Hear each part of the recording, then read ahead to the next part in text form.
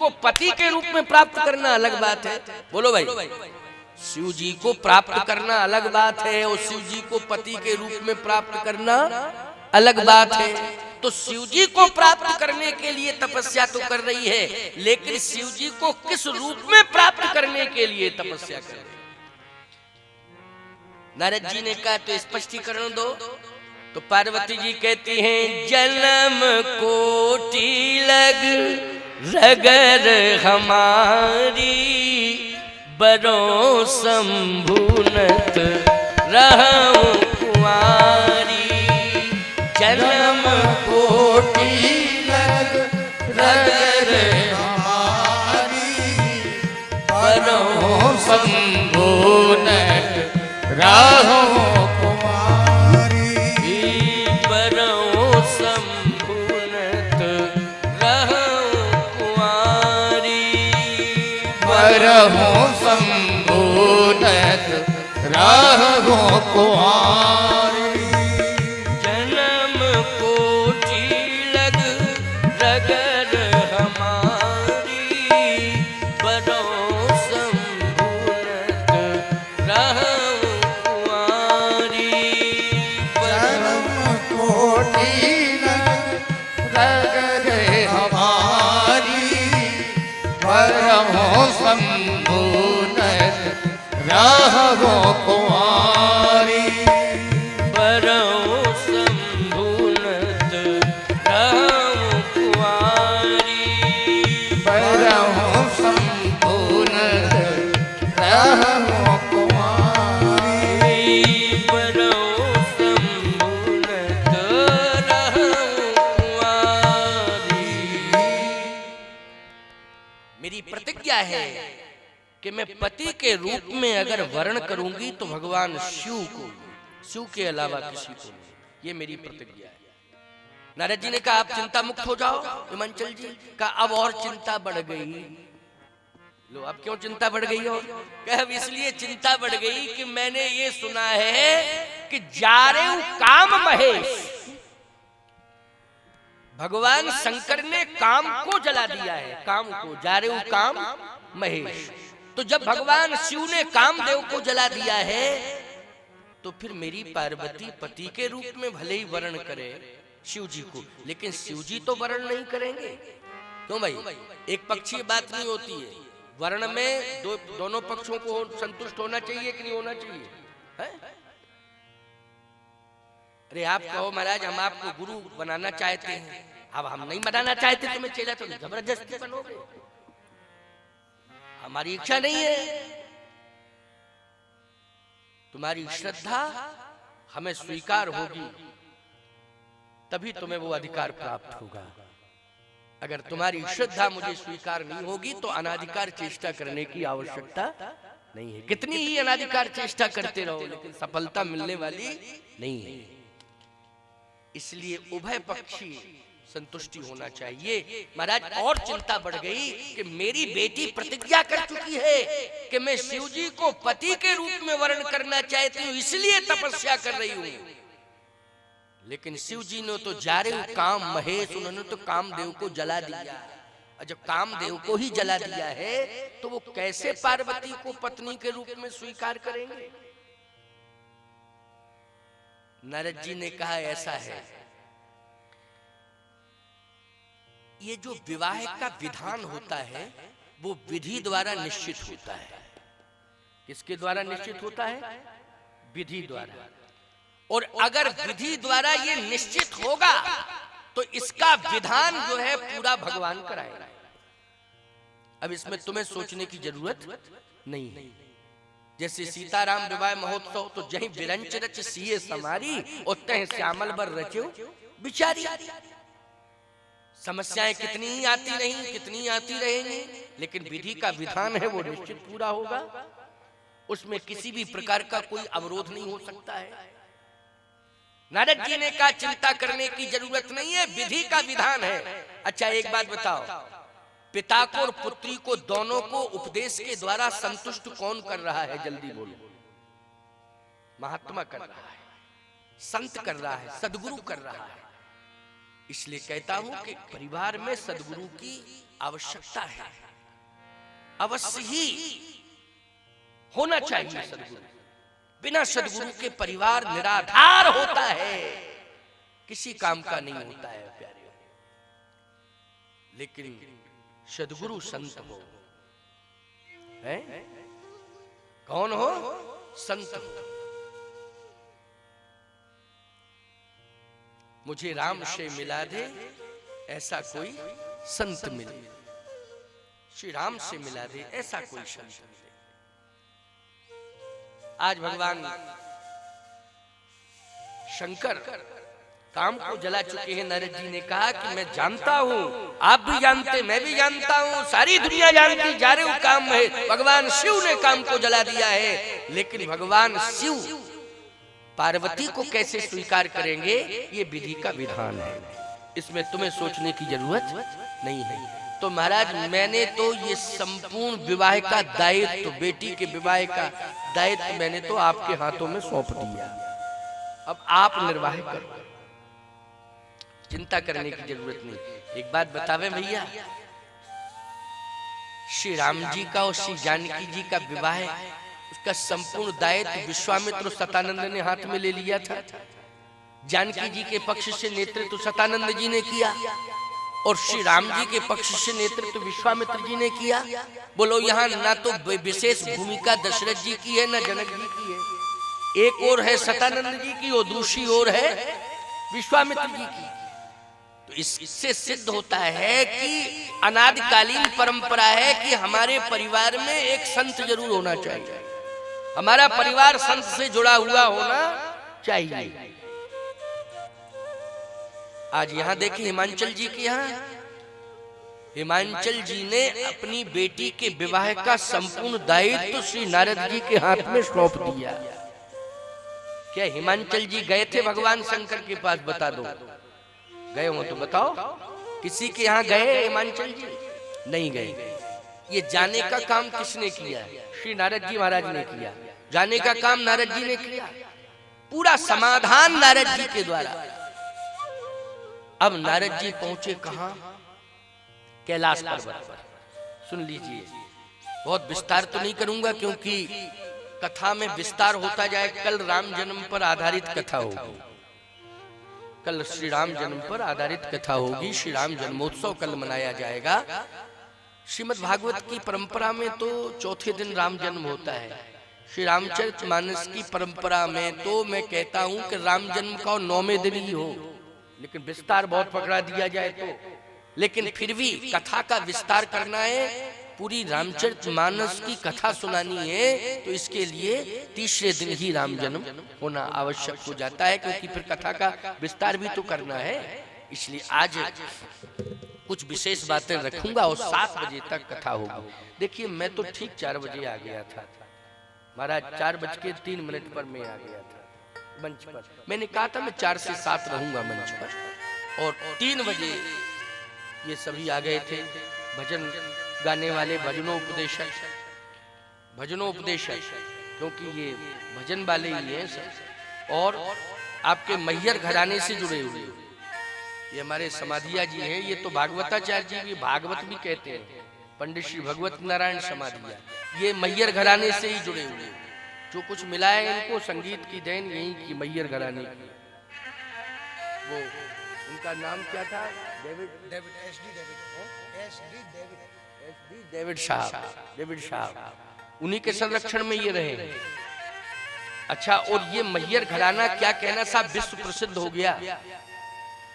वो महाभाग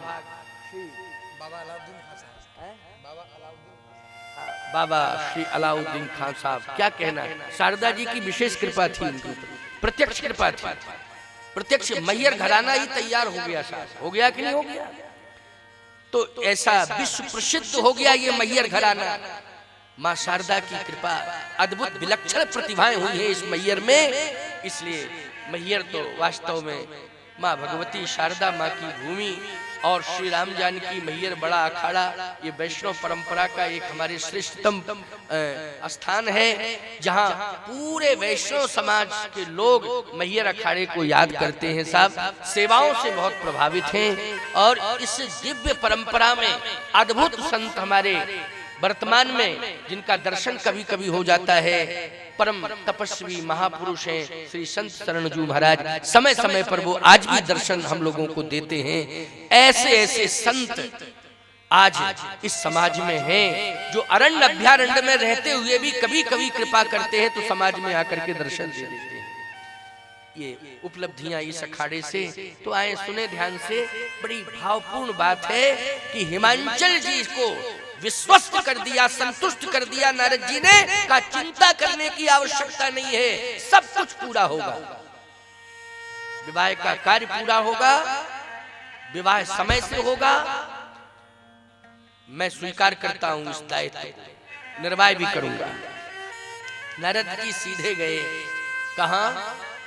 कैलाश पर्वत।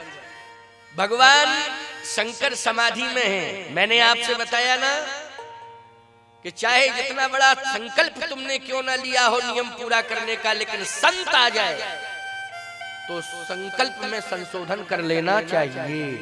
उसमें किसी भी प्रकार के हट की आवश्यकता नहीं है। ध्यान से सुनना, ये आप सबके लिए बहुत प्रेरणादायी बात है। भगवान शिव ने देखा कि नारद जी आए हैं, नेत्र खुल गए भगवान शिव। आइए नारद जी, आइए आइए आइए, स्वागत है, आइए पधारिए। कैसे आना हुआ? और प्रभु ठीक हैं, क्योंकि आप विशेष पार्षद हैं उनके। ठीक हैं? कहाँ ठीक हैं? वो बिल्कुल ठीक हैं। आप कैसे हैं? कहा मैं उन्हीं का तो चिंतन कर रहा हूँ, मैं भी ठीक ही हूँ, उन्हीं का चिंतन कर रहा हूँ, उन्हीं की सेवा में लगा रहता हूँ, चिंतन ही करता रहता हूँ। और बताएं महाराज, एक निवेदन है। क्या? एक राक्षस हो गया पैदा है। कौन सा राक्षस? बोले तारकासुर। तारकासुर भयो कहीं काला, बहुत खतरनाक राक्षस हुआ है। उसने देवताओं का अस्तित्व समाप्त कर दिया। अच्छा अच्छा, देवताओं का अस्तित्व? हाँ, और सत्य तो ये कि आपका भी अस्तित्व खतरे में। आप भी सुरक्षित नहीं रह पाएंगे। इतना खतरनाक है वो कि आप भी सुरक्षित नहीं रह पाएंगे। देवता तो भागे भागे फिर रहे और आपका भी अस्तित्व खतरे में है। अरे तो क्या होना चाहिए नारद? आपकी परम आवश्यकता है इसकी, तो मैं उसका वध करूं क्या? कहे आप वध नहीं कर पाएंगे, क्योंकि विधान जो बना हुआ है वध का। देखो भाई एक बात बताएं आपको, परशुराम जी चाहते तो रावण को मार सकते थे, मार सकते थे परशुराम जी, उनके फरसे में बड़ी ताकत है। जब सहस्त्राबाहु अर्जुन की भुजाओं को काट सकते हैं तो रावण इतना बलवान थोड़ी। परशुराम जी उसी काल में तपस्या कर रहे हैं जिस काल में रावण का अत्याचार है, उसी काल में परशुराम जी तपस्या कर रहे हैं। बाली का अनाचार अत्याचार जिस काल में है उसी काल में परशुराम जी तपस्या कर रहे हैं। इससे सिद्ध होता है कि परशुराम जी के द्वारा विधान नहीं बना था, श्री राम जी के द्वारा विधान बना था। तो विधान जिसके द्वारा बने, मैं तो कहता हूं परशुराम जी की बात छोड़िए, हनुमान जी लंका में गए थे, चाहते तो रावण को मार के चले जाते। 75% राक्षस मार डाले हनुमान जी ने, तो रावण कौन बड़ी बात था? रावण मर जाता कि नहीं मर जाता? बोलो, इस बात का आपको यकीन है कि नहीं कि हनुमान जी के द्वारा रावण की मौत हो जाती कि नहीं? लेकिन नहीं, विधान नहीं था। क्या नहीं था? विधान नहीं था। इसलिए विधान नहीं है महाराज, आपके द्वारा नहीं मरना है, फिर आपके बेटे के द्वारा मरना है। खड़ानंद जी, कार्तिकेय जी के द्वारा वो विधान बना हुआ आपके बेटे के। भगवान शंकर बोले ऐसी बात करते हो नारद जी कि जो विधान ही पूरा ना हो पाए, हम तपस्या कर रहे हैं, अब पुत्र कहां से आएगा? कहे इसलिए तो मैं कह रहा हूं कि पुत्र आएगा जरूर, आप विवाह के लिए तैयार हो जाओ। पुत्र आएगा, आप विवाह के लिए तैयार हो जाओ। भगवान शंकर ने कहा हम एक ही विवाह से परेशान हो गए, इसलिए तपस्या कर रहे हैं। अब दोबारा विवाह की जरूरत नहीं है। जब पहले विवाह सती के साथ हुआ था ना, और इतनी बड़ी विडंबना हुई नारद जी कि हम जानते हैं कि क्या हम पे बीती है, इसलिए अब विवाह की चर्चा तो बिल्कुल मत करना। और आपको मालूम नहीं है कि मैंने कामदेव को जला दिया। अब विवाह की चर्चा खत्म करो, ये विवाह का प्रस्ताव लेके मत आया करो और चर्चा कोई करो। कहे वो तो विधान बन चुका है, और जब विधान बन गया है तो वो तारकासुर नाम का राक्षस है, वो मरेगा तो आपके पुत्र से ही मरेगा, उसका नाम कार्तिकेय होगा, और विवाह होगा तभी पुत्र होगा। भगवान शंकर ने कहा वो तारकासुर मरे चाहे ना मरे, हमको विवाह नहीं करना, हमको विवाह नहीं, विवाह की चर्चा मत करना, हम एक विवाह से परेशान हैं। देखो भैया, पत्नी अगर अनुकूल मिले तो अच्छा लगता है परिवार में, क्यों लगता है कि नहीं? और पत्नी अगर प्रतिकूल विचारधारा की मिल जाए तो फिर यही कहता है व्यक्ति कि क्या बतावे, ऐसे चक्कर में पड़ गए, हमको पढ़ना नहीं चाहिए था, लेकिन चक्कर में पड़ गए, अब करें तो क्या करें? पश्चाताप। भगवान शिव को जब सती जी ने बात नहीं मानी तो पश्चाताप किया भगवान शंकर ने, बहुत पश्चाताप किया था, थोड़ा बहुत। अब विवाह की जरूरत नहीं है महाराज, और चर्चा करो। नारद जी ने कहा देखो ऐसा है कि चर्चा तो जो थी वही मैंने कर दी आपसे, अब आप नहीं करना चाहते हैं तो अलग बात है, अब मैं जा रहा हूं। इतना कह करके नारद जी विष्णु भगवान के पास पहुंचे। जब श्री हरि के पास पहुंचे तो भगवान नारायण ने कहा क्या है नारद जी हालचाल? कहे महाराज हालचाल तो हाल ठीक भी है और नहीं भी है, दोनों बात है। क्यों क्या बात है? बात यह है कि विधान आपने जो बनाया है, हाँ बनाया है, वो विधान को पूरा होना चाहिए कि नहीं? हाँ होना चाहिए, लेकिन समस्या आ रही है क्या?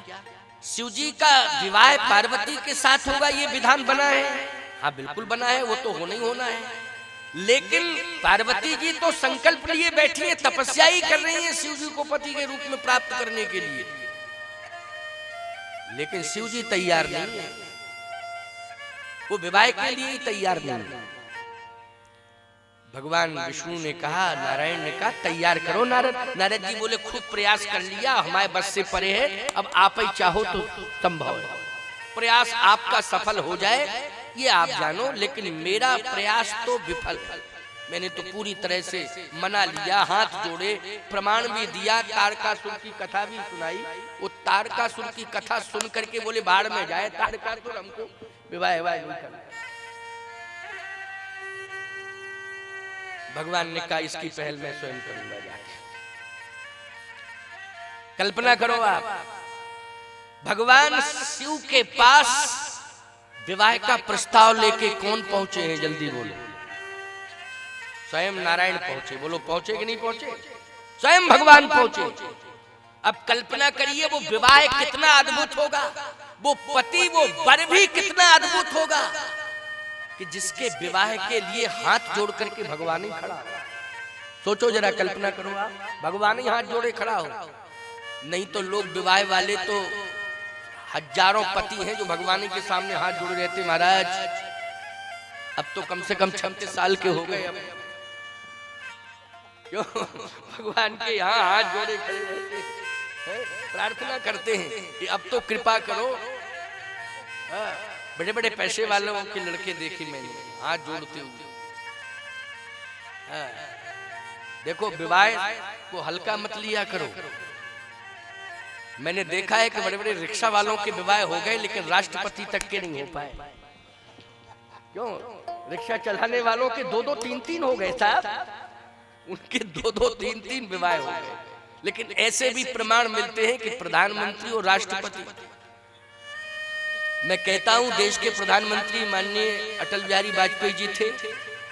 अटल बिहारी वाजपेयी जी प्रतिभाशाली नेता थे, बहुत स्वच्छ नेतृत्व देने वाले थे, लेकिन सोचो जरा विवाह हो पाया? अब्दुल कलाम साहब राष्ट्रपति हुए, बहुत बड़ी प्रतिभा थे कलाम साहब, लेकिन विवाह नहीं हो पाया। सोचिए जरा। इसलिए विवाह को इतना हल्के में मत लिया करो कि विवाह ये तो साधारण बात है ना। अरे और छोड़ो, हमारे नारद जी का नहीं हो पाया, दुनिया की बातें छोड़ो। क्यों भाई, हमारे नारद जी, नारद बाबा का विवाह नहीं हो पाया और तो दुनिया की बातें छोड़िए। नारद जी क्या कहना, कितने श्रेष्ठ संत, वो बात आएगी प्रसंग में, कथा है सुनाऊंगा। लेकिन आप ये सुनिए, दिव्य भाव है इसमें कि विवाह के लिए, भगवान शिव के विवाह के लिए भगवान को स्वयं जाना पड़ा, श्री हरि को। और श्री हरि क्या कह रहे हैं सुनिए। मम बिनती अब सुनहु शिव, जो मो पर निज ने, तो जाहि विवाह शैलज, यह मोहि मांगे दे। मैं प्रार्थना कर रहा हूं आपसे, पार्वती जी के विवाह के लिए। देखो मैं कहता हूं, जो तपस्या करते हैं परमात्मा उनके संकल्प को पूरा करता है, फिर परमात्मा की जिम्मेवारी है। पार्वती जी की तपस्या पूर्ण हो गई, बोलो उस तपस्या को फलीभूत करने के लिए भगवान प्रार्थना करने के लिए गए कि नहीं गए? भगवान स्वयं गए प्रार्थना करने के लिए। दूसरा भाव ये है कि देवता परेशान है, भक्त परेशान है, वो राक्षस कैसे मरेगा? बिना शिवजी, शिवपुत्र के बिना तो वो मर नहीं सकता है। भगवान श्री नारायण में कौन सी कमी है साहब? भ्रकुटी विलास सृष्टि लय होई, ये राक्षस वाक्षस सब मर जाएंगे, लेकिन नहीं नहीं, जो विधान बना है उसको पूरा कराना है, इसके लिए प्रार्थना कर रहे हैं। एक तो तपस्या की है पार्वती ने, इसलिए प्रार्थना कर रहे हैं। दूसरा वो राक्षस हो गया है, वो कैसे मरेगा, इसके लिए शिव विवाह आवश्यक है, तो प्रार्थना कर रहे हैं भगवान। मम बिनती अब सुनहु शिव, जो मो पर निज ने, तो जाहि विवाह शैलज, यह मोहि मांगे देव। मैं दुनिया को देने वाला हूं, लेकिन आज आपसे मांगने के लिए आया हूं। दुनिया मेरी प्रार्थना करती है, लेकिन आज मैं स्वयं प्रार्थना कर रहा हूं। इसलिए मेरी प्रार्थना है कि जाए विवाहों शैलज, यह मोहि मांगे देव। कामदेव को जला दिया है, इसलिए इस बात पर विचार करना होगा कि भगवान शिव और पार्वती का विवाह भी सांसारिकता से परे है। यहां दैहिक संबंधों का कोई लेना देना नहीं है। श्री सीताराम जी के विवाह का भी सांसारिकता से कोई संबंध नहीं है। यहां दैहिक विवाह से कोई लेना देना नहीं है। ये शिव और श्री राम का विवाह है, अद्भुत और अद्वितीय है। ये सीताराम विवाह महोत्सव आज गौरव को प्राप्त हो रहा है साहब। मैया खड़े में भगवान स्वयं प्रार्थना कर रहे हैं, जाए विवाहों शैलज, यह मोहि मांगे देव। अब कैसे मना कर सकते हैं? नारद जी को तो मना कर दिया साहब, लेकिन मना कैसे कर सकते हैं? नारायण कह रहे हैं और वो भी हाथ जोड़ के प्रार्थना कर रहे हैं। आंसू आ गए भगवान शंकर। कहा महाराज आप हाथ जोड़ के प्रार्थना कर रहे हैं, धिक्कार है शिव को, जो ये संकल्प लिए बैठा है कि मैं विवाह नहीं करूंगा, मैं विवाह नहीं करूंगा। मेरा ईश्वर, मेरा नारायण मुझसे प्रार्थना करे, मेरा संकल्प भाड़ में चला जाए, मुझे ऐसे संकल्प की जरूरत नहीं है। आदेश का पालन करूंगा, स्वामी का आदेश में शिरोधारी करता हूं। आप मेरे स्वामी हैं, मैं आपका सेवक हूं, आदेश को शिरोधारी करता हूं। भगवान शिव ने शिरोधारी कर लिया, ये आदेश था। प्रार्थना भगवान की ओर से प्रार्थना है, लेकिन शिव जी की तरफ से क्या है? आदेश है। आदेश को शिरोधारी करता हूं। नारद जी को तो टहला दिया था, लेकिन भगवान ने कहा तो शिरोधारी करना पड़ा श्री शंकर जी को। अब शंकर जी ने कहा महाराज एक प्रार्थना और है, थोड़ा सा सुन लीजिए। क्या? कि विवाह, पहला जो विवाह हुआ था वो भी राजा के यहाँ हुआ था, दक्ष प्रजापति के यहाँ हुआ था।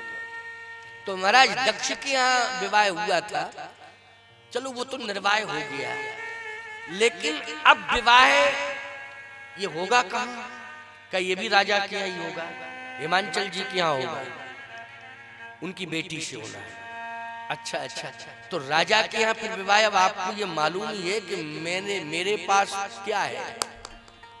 कैलाश पर्वत, छाया है नहीं, चार दीवारी है नहीं, ज्यादातर नीचे उतरता हूँ, ऊपर चढ़ता हूँ तो पर्वत पे बैठ जाता हूँ, और नीचे उतरता हूँ तो मरघट पे बैठ जाता हूँ। बस दो ही हैं बैठने के स्थान, तीसरा क्यों भाई? यही बात है कि नहीं? ऊपर चढ़ता हूँ तो पर्वत और नीचे उतरता हूँ तो मरघट। अब दो ही स्थान है, लेकिन मेरी प्रार्थना ये है वो राजा से कम ये तो कहा जाए कि बेटी का विवाह जहाँ होगा वहाँ दो ही व्यवस्थाएं हैं रहने की, या तो पर्वत है या फिर मरघट। वो बेटी तैयार है, वो बेटी का बाप तैयार है कि नहीं, ये तो अब आप ही समझो। भगवान ने कहा, सुनो भोले बाबा, हिमालय में कैलाश की महान महिमा है। कैलाश की महिमा क्या कहना, बहुत बड़ी महिमा है कैलाश की, जिस पर आप निवास करते हैं।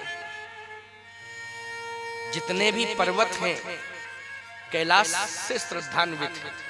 बोलो है कि नहीं? कैलाश से श्रद्धान्वित हैं। आपके इस पर्वत के प्रति ही अपार श्रद्धा है पूरे विश्व की, तो आपकी तो बात ही अलग है। क्यों? कैलाशी पर्वत के प्रति अपार श्रद्धा है। ऑक्सीजन की कमी होने के बाद भी लोग कैलाश जाते हैं और परिक्रमा भी करते हैं, दर्शन करते हैं, मानसरोवर में स्नान करते हैं। बड़ी महिमा है। ऐसी भव्यता दिव्यता कहाँ होगी? मानसरोवर लहला रहा है, देखिए, जो मुक्ति प्रदान करता है पूरी दुनिया को। कैलाश का अद्भुत सौंदर्य। कहे ठीक है, ये तो आपकी वाणी से प्रशंसा हो रही है। और मरघट, मरघट को भी साधारण न समझा जाए। मरघट ही एक ऐसा होता है जहां समानता का व्यवहार अपने आप हो जाता है। बोलो हो जाता है, चाहे भिखारी हो चाहे राजा हो, जब तक जीवंत अवस्था में रहते हैं तब तक अपने अपने स्वभाव में रहते हैं, अपने अपने प्रभाव में रहते हैं। लेकिन जब प्राण निकल जाते हैं तो सब समान हो जाते हैं, भिखारी भी और राजा भी, दोनों एक ही जगह पहुंच जाते हैं। वो मरघट है, उसको कहते हैं श्मशान। और याद रखना, ये श्मशान का जो अस्तित्व बढ़ा है वो आपके कारण बढ़ा है। किसके कारण? आपके कारण बढ़ा है। और ये श्मशान पर जो पहुंचता है उसकी शान समान हो जाती है। ये महिमा आपकी है। अगर आपने वहां स्थान न लिया होता तो श्मशान की भी महिमा नहीं थी, इसलिए आपके द्वारा। और दूसरी बात, श्मशान पर जो जाता है निश्चित रूप से अग्नि संस्कार जिसका होता है श्मशान पर, आप वहां निवास करते हैं। और आपके निवास करने से मरने वाले को मुक्ति अवश्य मिल जाती है, क्योंकि आप मरने वाले के कान में राम मंत्र फूंक देते हैं। क्यों भाई? यही तो विशेषता है भगवान शिव की। जैसे मुक्ति जन्म में ज्ञान ज्ञान खान अघान कर, जय व शंभु भगवान सो काशी से ये कसना।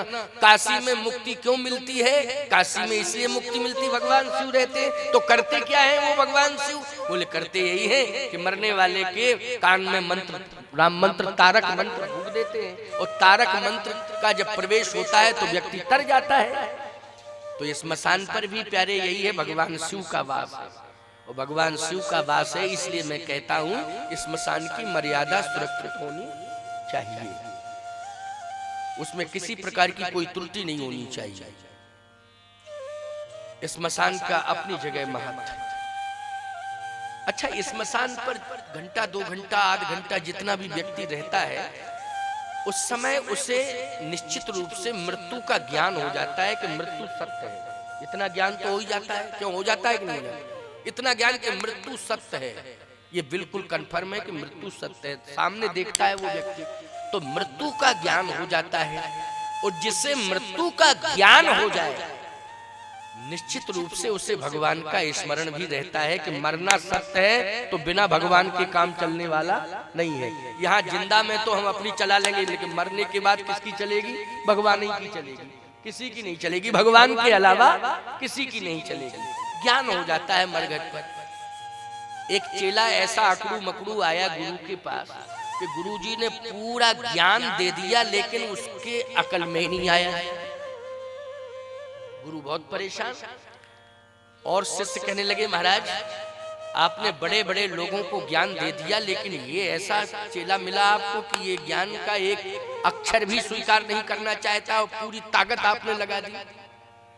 कहे नहीं, अभी पूरी ताकत, थोड़ी ताकत बची है, अभी इसको ज्ञान देंगे, इसकी समझ में नहीं आ रहा है। फिर बोले अब मरघट वाला ज्ञान देंगे, मरघट पे जाके ज्ञान देंगे, मरघट पर। तो गुरु ने बस संयोग था कि एक महात्मा का शरीर शांत हुआ, तो जब शांत हुआ तो उसी आश्रम की परंपरा में एक मरघट बना हुआ था, तो ले गए वहीं। गुरु भी साथ में गया, चेले से कहा चल, चेला भी गया। अब वो संत इतने प्रभावशाली थे साहब कि हजारों की संख्या में वहां लोग पहुंच गए। विधिवत उनका संस्कार हुआ। संस्कार हुआ साहब, संतों का ही होता था उस स्थान पर संस्कार, वो निश्चित था संतों के लिए। बार बार देखे महात्मा को वो महात्मा, और अपने चेला को देखे, और फिर चेले से कहे तू देख रहा है? बोले हाँ देख रहा हूं। देखो क्या हो रहा है, लास्ट में यही होता है कि नहीं होता है? बोले हाँ होता है। तेरी समझ में कुछ आया? बोले आया। अब जब समझ में ही आ गया तो अब समझाना नहीं, अब समझ पाया तू मरघट पर? कहा समझ में आ गया। अच्छा क्या बता दे, क्या आया समझ में? बोले यही समझ में आया कि लकड़ी का धंधा अच्छा चलेगा यार, ये समझ में आया। समझ गए कि नहीं? मरघट पर भी उसको ये समझ में आया कि लकड़ी का धंधा यहाँ अच्छा चलेगा। गुरुजी ने माथा पकड़ा, बोले धन्य है तू और तेरे माँ बाप और तेरा संसार, अब मुझसे पिंड छुड़ा दो। जब मरघट पर भी तुझे धंधा याद आ रहा है तो इसका मतलब ये है कि तू मुझे ही अंधा करने के लिए आया है। हाँ, गुरुई को अंधा करने के लिए आया कि गुरु के सामने इस ऐसी कंडीशन में भी धंधा ही दिखाई दे रहा है। तो सीधी सी बात यह है कि जीवन में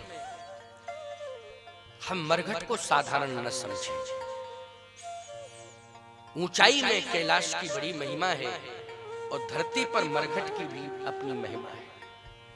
दोनों में शिव का वास है, कैलाश पर भी शिव का वास है, उच्च शिखर पर शिव निवास करते हैं और मरघट पर भी शिव निवास करते हैं। शिव कल्याण, यदि कल्याण करने के लिए धरती पर भी वो कल्याण करते हैं और आकाश में भी वो कल्याण करते हैं। सुमेरु का अर्थ है, कैलाश का अर्थ है कि जिसकी ऊंचाई आकाश को छू रही हो। एक भाव है, किसे छू रही हो? आकाश को छू रही हो। इसका मतलब है कि आकाश में भी शिव के द्वारा कल्याण है और धरती पर भी शिव के द्वारा कल्याण है। शिव समत्व के देवता हैं और शिव के द्वारा ही कल्याण संभव है। भगवान ने कहा कि आपको चिंता करने की जरूरत नहीं है, ये मेरी जिम्मेवारी है। संसार में जितने विवाह हुए हैं वो विवाह सब आपके विवाह के आगे फीके पड़ गए, फीके पड़ जाएंगे। अच्छा हाँ, ऐसी व्यवस्था, सारे विवाह फीके पड़ जाएंगे, ये मेरी जिम्मेवारी है। अब भगवान जिसके विवाह की जिम्मेवारी ले लें भैया, संसार के विवाह तो फीके पड़ ही जाएंगे, भगवान ही जिम्मेवारी ले रहे हैं। तो फिर मुझे बोले कुछ नहीं करना है, केवल आपको तो दूल्हा बनना है, बर बनना है और कुछ नहीं। ठीक है, आपकी इच्छा है। व्यवस्था, बोले व्यवस्था हम सब करेंगे। भगवान ने सीधा इंद्र से कहा, डायरेक्ट इंद्र से कहा भगवान, सुनिए इंद्र देवता, जितने भी देव हैं वो सब बाराती बन के जाएंगे। जितने देव हैं सब बाराती बन के जाएंगे, ये मेरा आदेश है। इंद्र ने कहा आदेश शिरोधारी है। अब कल्पना करो आप देवता बाराती बन के जावे, अरे बाराती अलग होते हैं, देवताओं का तो पूजन होता है, आवाहन होता है, क्यों भाई होता है कि नहीं, पूजन होता है, लेकिन देवता बाराती बन जाएंगे। इंद्र ने स्वीकार कर लिया, आज्ञा शिरोधारी, स्वर्ग खाली पड़ गया, साहब कैलाश की तलहटी में आ गए देवता, स्वर्ग छोड़ के सब बाराती बनना है, बाराती बन के आ गए। ऐसा अद्भुत नजारा तो पहली बार देखने को मिला है, क्योंकि विवाह तो बहुत हुए हैं, बस 2 ही विवाह में देवता शामिल हुए हैं, या तो भगवान शिव के विवाह में या प्रभु राम के विवाह में।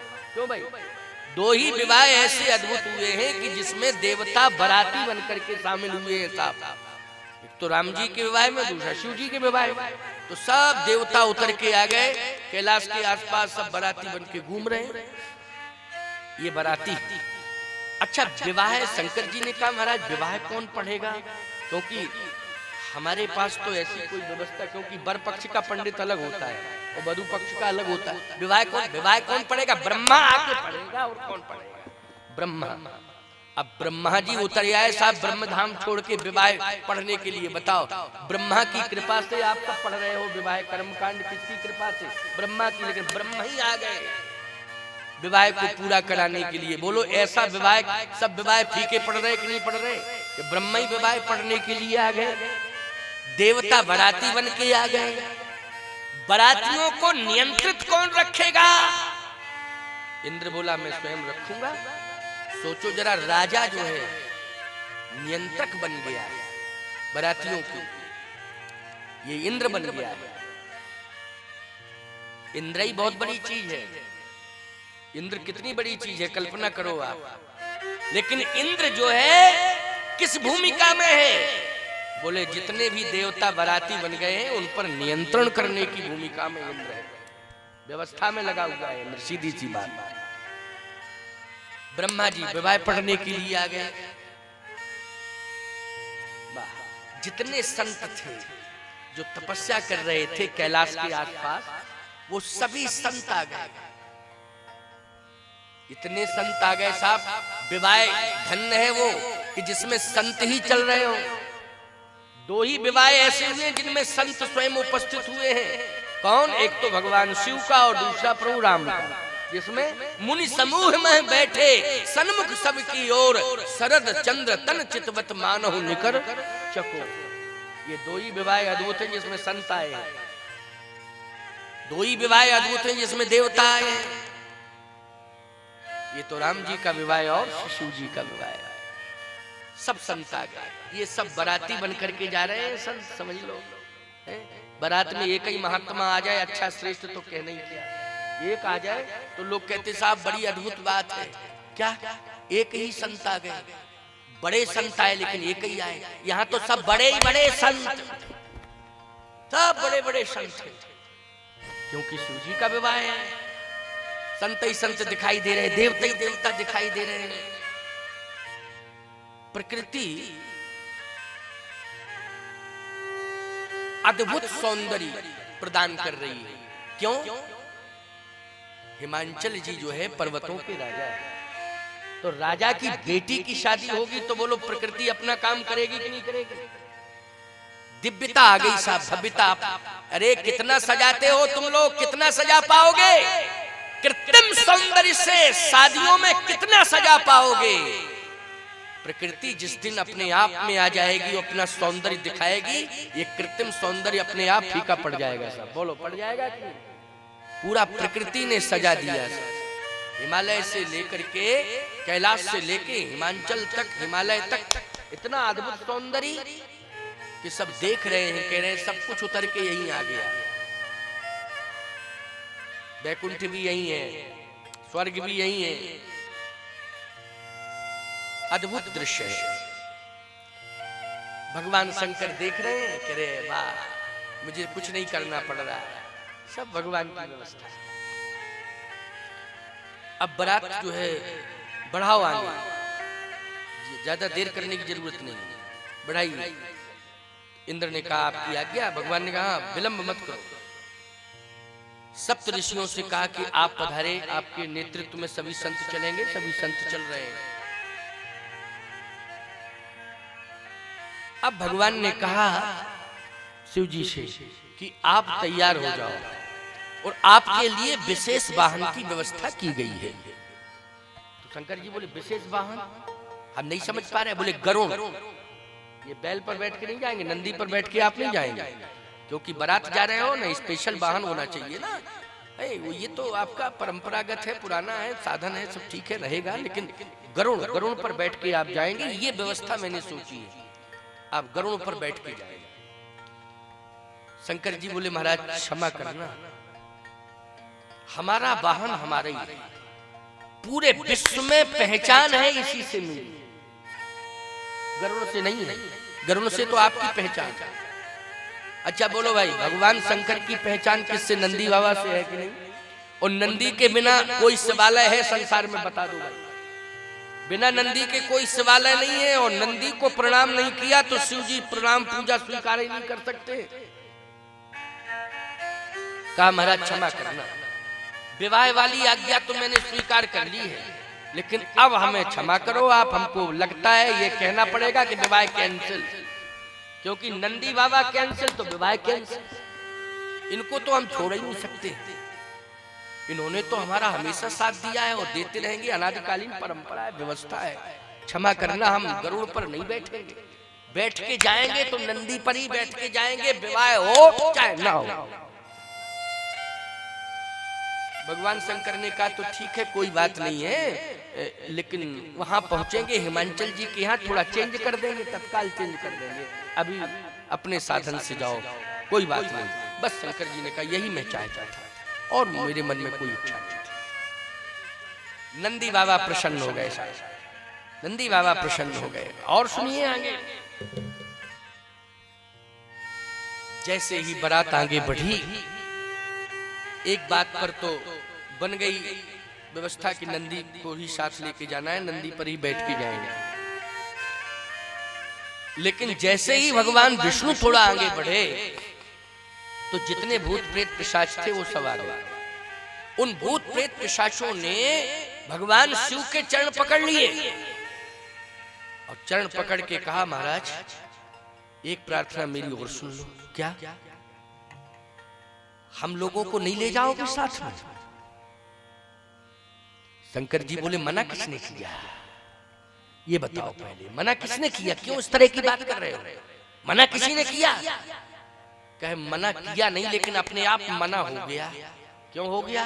कहे आपके विवाह के व्यवस्थापक है मंगल भवन और हम लोग हैं अमंगल, तो मंगल भवन अमंगल हारी। जहां मंगल भवन व्यवस्था में होंगे, अमंगल क्या करेंगे? भूत प्रेत पिशाच वो लोग क्या है? ये अमंगल है कि नहीं? ये सब अमंगल।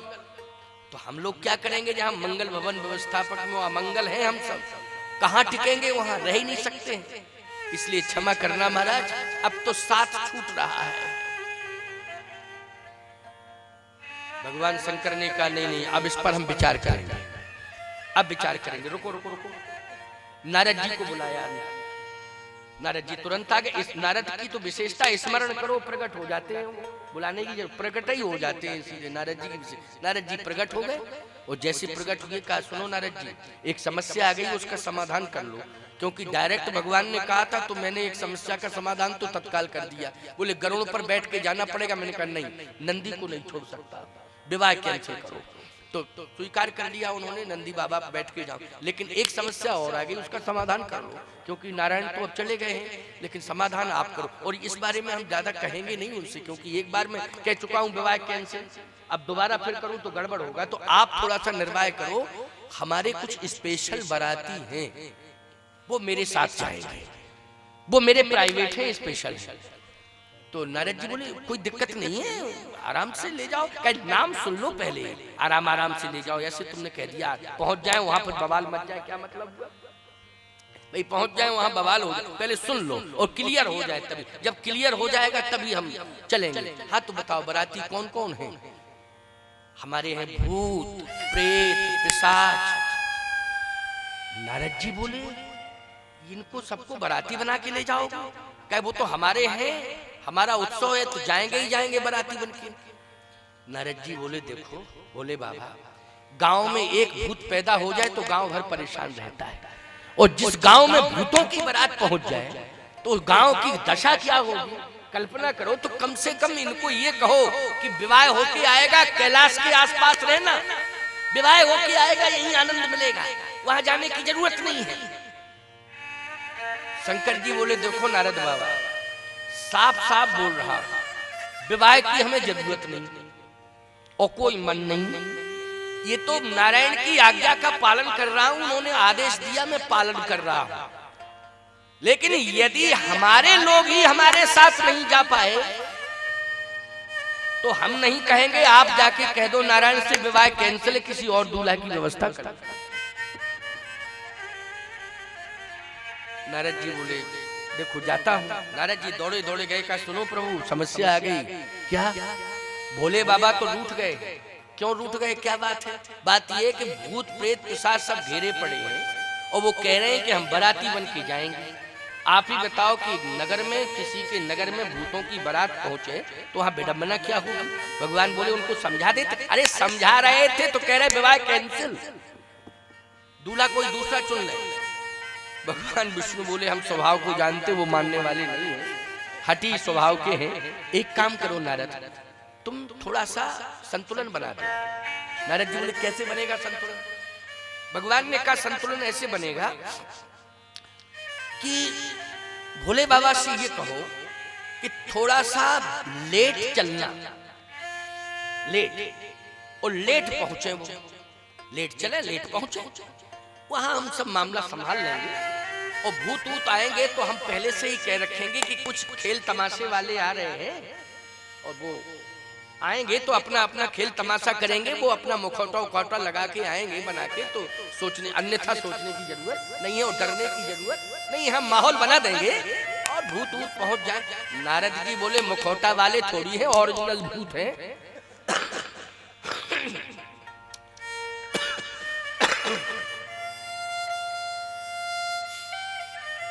ओरिजिनल भूत है, मुखौटा उखौटा वाले भूत नहीं है। अरे ओरिजिनल बने लेकिन पीछे आवे, हम सब मामला बना देंगे, इतना तो तुम संतुष्ट कर दो कि पीछे आवे। नारद जी बोले जा रहा। नारद जी दौड़े दौड़े गए। भगवान शंकर ने कहा क्या हुआ, निर्णय क्या हुआ? बोले निर्णय ये हुआ कि आए तो लेकिन लेट चले थोड़ा। शिव जी, शंकर जी बोले हम 5-7 दिन लेट पहुंचे, क्या दिक्कत की बात?